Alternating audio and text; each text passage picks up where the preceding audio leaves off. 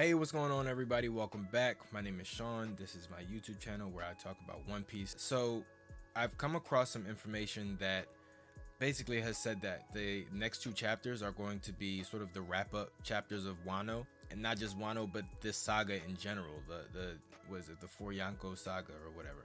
In that information that I've seen, it's essentially said that there's going to be. It wasn't a full like spoiler, but there basically was some information that I guess leaked that suggested that these next two chapters are going to have some information about Uranus, which, as we all know, is one of the three ancient weapons. It's actually the ancient weapon that we currently know the least about. So I wanted to go ahead and get this video out because I've had it sort of in the stash for a while, and I figured now is, the perfect time just to make sure that I can get all this out before the official information comes out and I'm proven either wrong or correct. And I want you to know that I made this before the chapter came out, okay? So if I am right, it's not just I waited and then read it and decided to make a theory video. Anyway, most of what we know about Uranus is actually the information that we've kind of figured out through context clues, right? The naming scheme of the ancient weapons, and also some of the naming schemes of a lot of other objects in One Piece, right?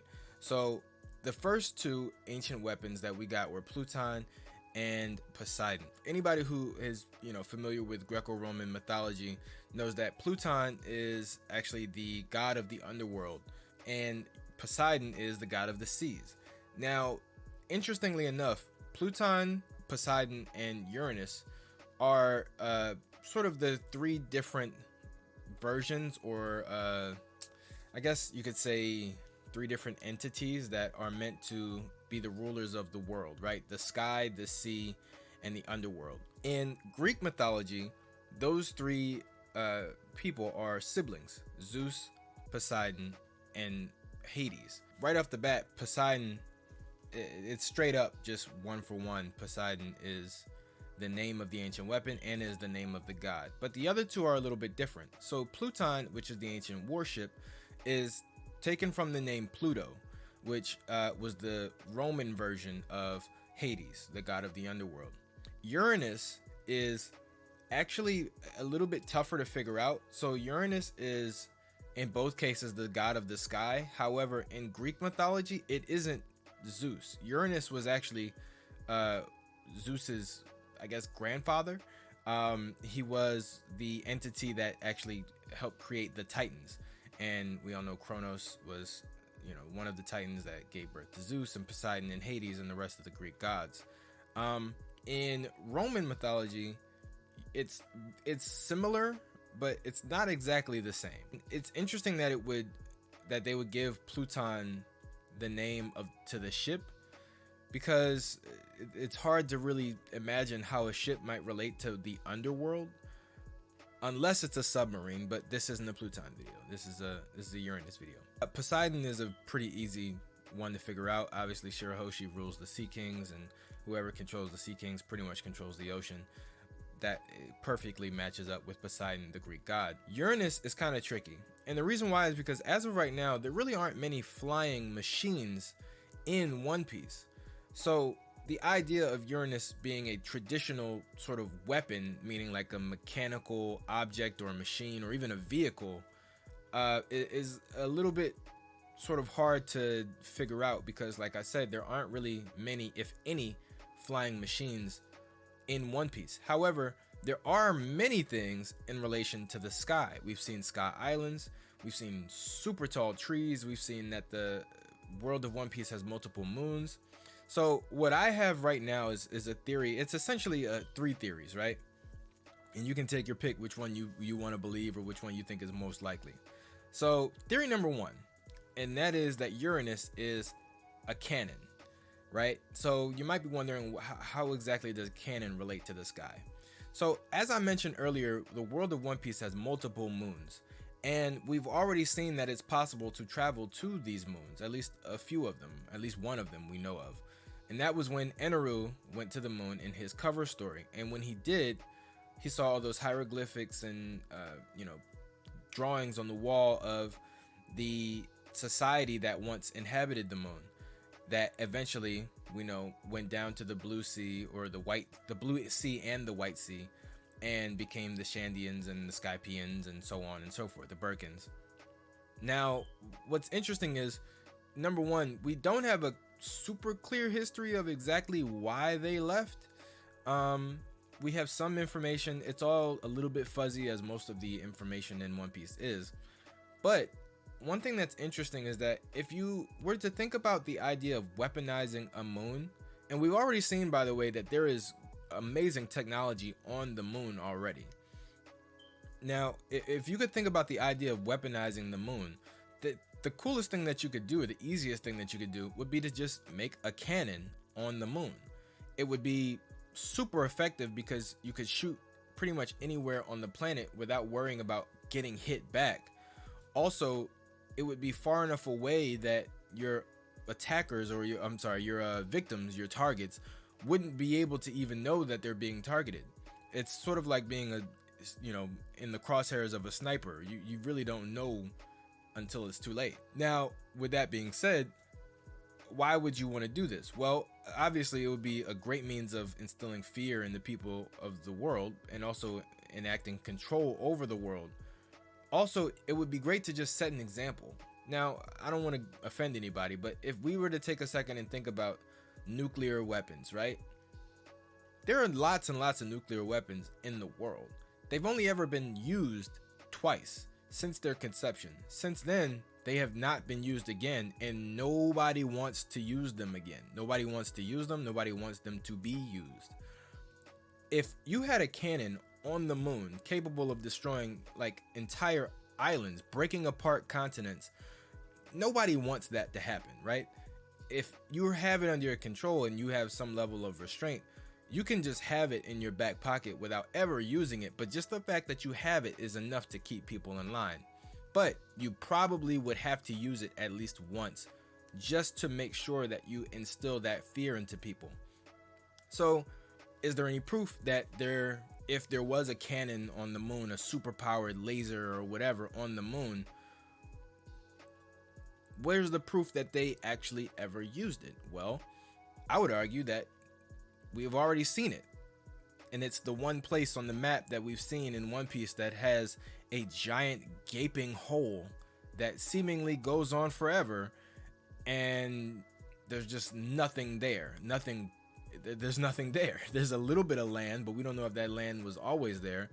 There's no clouds. There's nothing. There's just a giant hole in the middle of the ocean. And that's Enies Lobby. And coincidentally, Enies Lobby is also home to one of the three main structures of the Marines, who, as we all know, work for the world government. And it's the Judicial Island. Now, speaking of Eneru, who I mentioned earlier when he first went to the moon, Eneru actually was a pretty interesting person to have go to the moon, because if you remember, the way that he himself ruled over Skypiea was actually pretty similar to how I'm suggesting the world government might have ruled over the world of One Piece. If Eneru up in the sky had observation haki so strong that he could sense when somebody was simply misbehaving, and he could shoot lightning down from the sky wherever that person was, that's almost exactly like what I am suggesting might be Uranus, right? The cannon on the moon, the superpowered laser cannon on the moon. And interestingly enough, what did Eneru call his attack? Heaven's Judgment. What is Enies Lobby called? The Island of Judgment.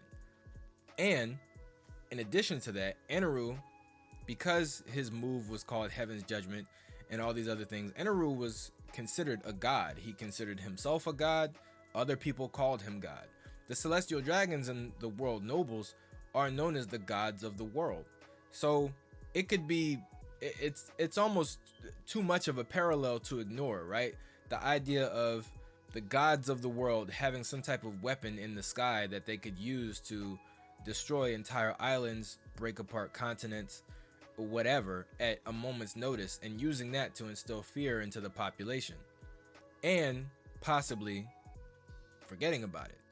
Not necessarily forgetting as in they like nobody knows about it. Obviously, I'm sure the Gorosei, maybe Im-sama know about it, but the regular celestial dragons, they wouldn't care. They have no reason to care.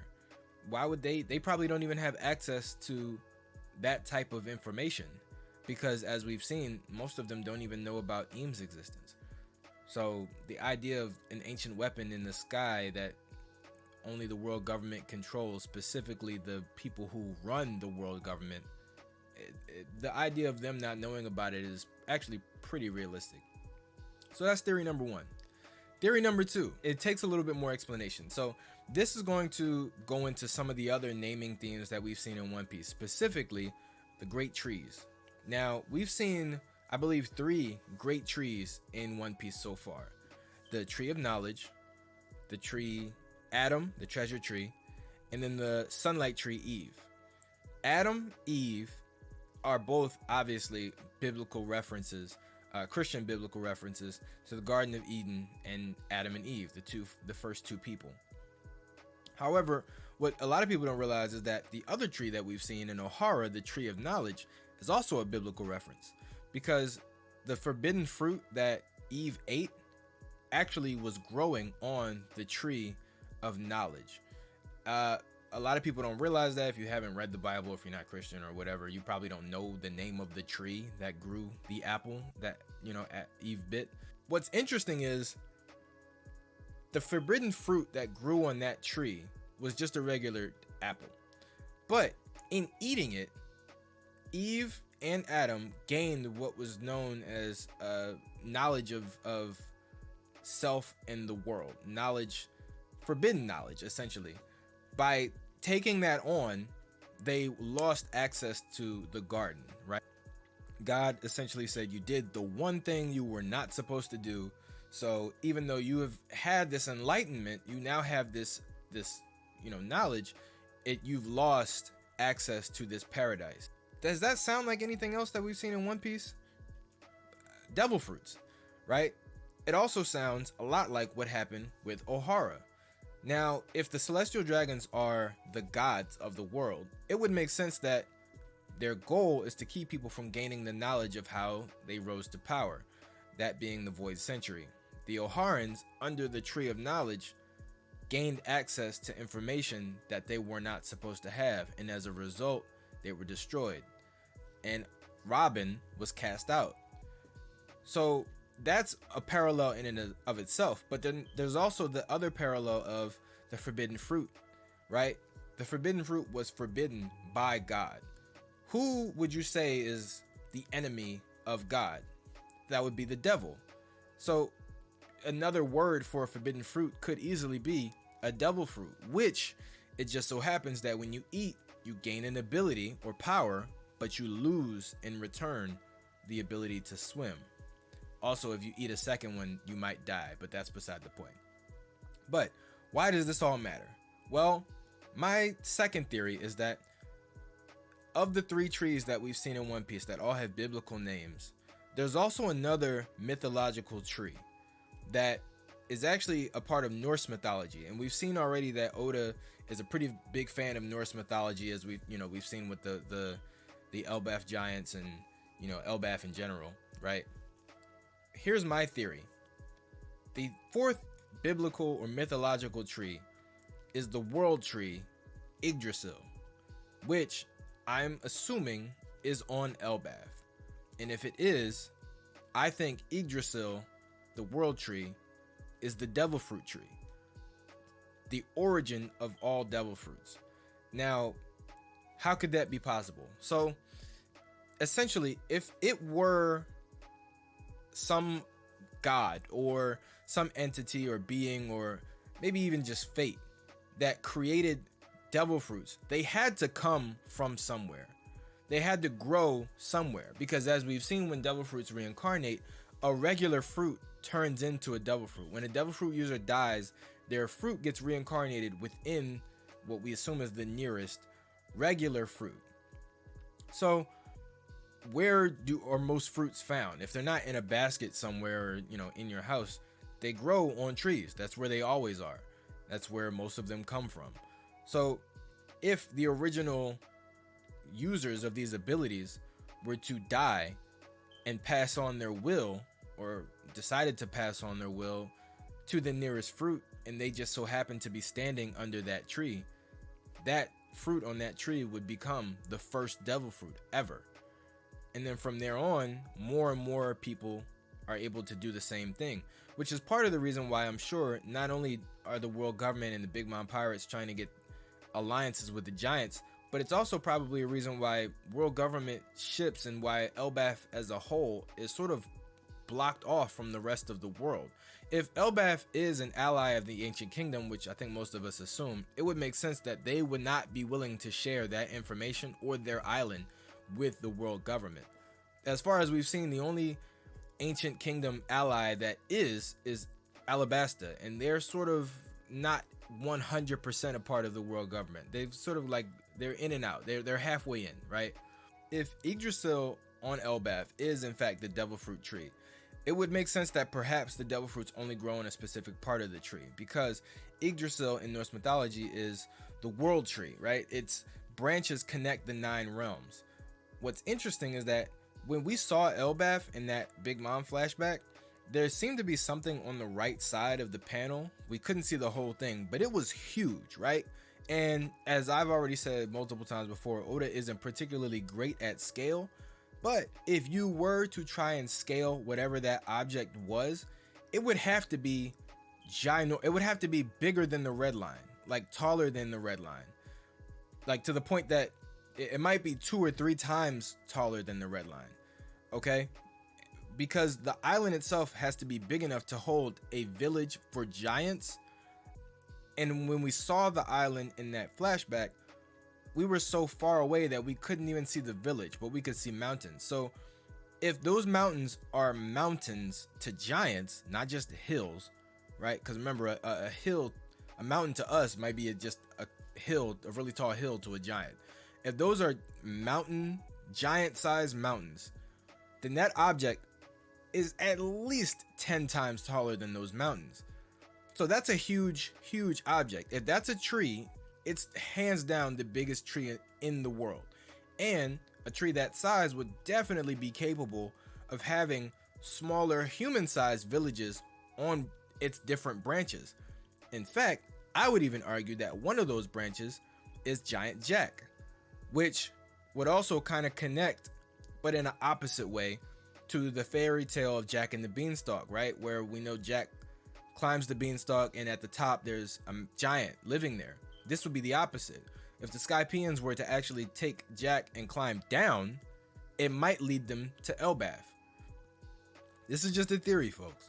But if we were to explore another branch when we go to Elbaf, there might be a branch that bears fruit, and that fruit might actually be devil fruits.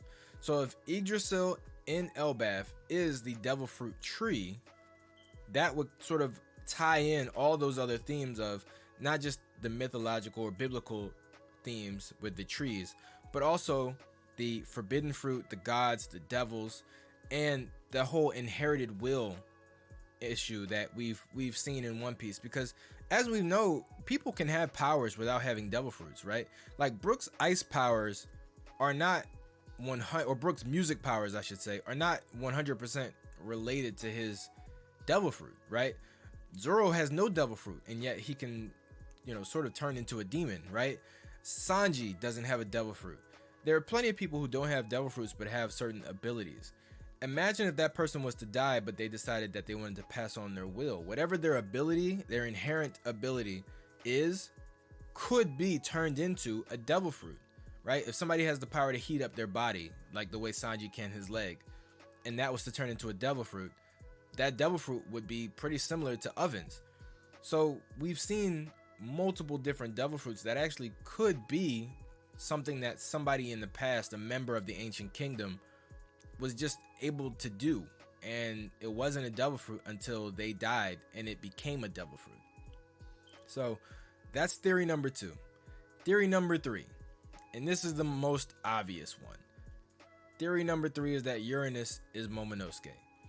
Now, I'm not a super big fan of this theory. The only reason why is because it doesn't 100% relate to the theme with the names, with Pluton and Poseidon and Uranus. Before Momo ate the devil fruit, the dragon devil fruit from Vegapunk's lab, he could not fly. So the idea of him being some type of sky creature or person just kind of doesn't really match up. If it's his ability to control Zunisha, that seems like something that's more related to the Kazuki rather than him just being a person, right? We know that Luffy could also hear Zunisha. He could also hear the Sea Kings. He didn't have the authority to command them, right? Whereas Shirahoshi, being the mermaid princess, she's a specific type of creature. She has the ability to control or command the Sea Kings. She can more than just hear them. She can actually tell them what to do. Whereas with Momonosuke, he can tell Zunisha what to do, but it doesn't really seem like it's something that's related to what he is as a person, right? Who he is as a person or the type of being he is. He's just a regular human.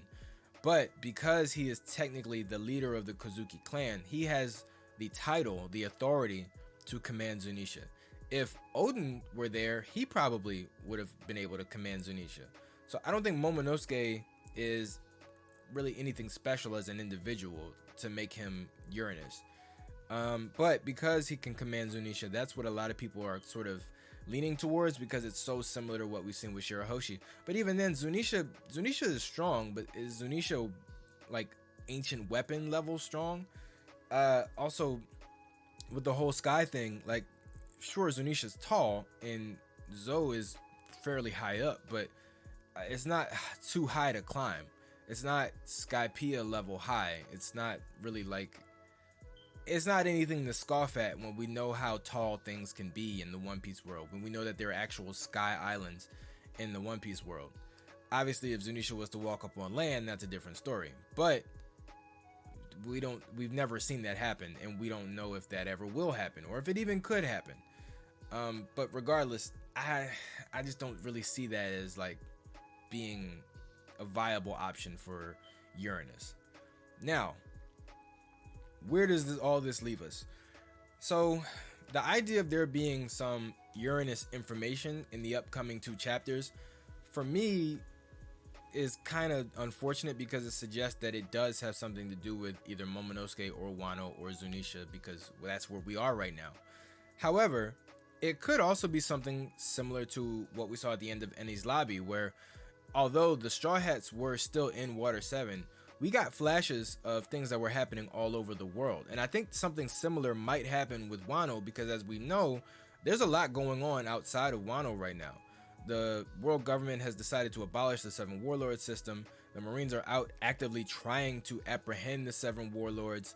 The raid on Marijoa was, I guess, unsuccessful. Sabo has possibly been captured. Something's going on with Vivi. There's a lot happening right now. Blackbeard went to go and get something. Maybe it was lunch.